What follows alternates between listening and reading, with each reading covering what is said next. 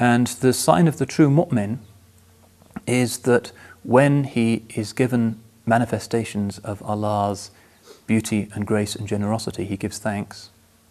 And when he sees manifestations of the divine rigor, he is patient, he has sabr. And if he is truly one of the khulafa of Allah subhanahu wa ta'ala, he has this virtue of rida, which is one of the highest of the prophetic virtues. Now, rida is a Quranic concept, and we can see it in the lives of so many of the great prophetic figures that are held up for our admiration. We see it, for instance, in the story of Sayyidina Yusuf alayhi salam, who has a life which is a kind of sequence of extraordinary catastrophes followed by amazing unexpected honourings,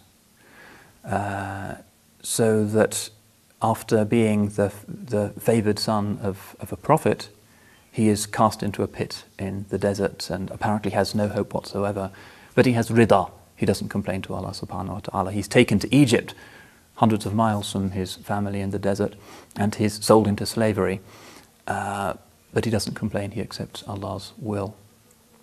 And then وَكَذَلِكَ مَكَّنَّا لِيُوسُفَ فِي الْأَرْضِ, Allah gives Yusuf makana, a standing, a position in the world. And then another calamity befalls him, and he's sent to prison for several years because of a false allegation. And then he comes out again, having had rida and never complained once.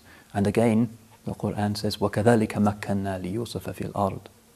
And all of that comes, as it were, and the message for us is that if we have rida and serene acceptance, and we don't just panic and bang at the cell doors, screaming to be let out and complaining about our situation, that Allah, in His extraordinary omnipotence and power, can turn our situation over so that from being in the depths of a prison, we become second in command of the most powerful state in the world, which was the position of Sayyidina Yusuf alayhi salam. It's one of the messages of that story.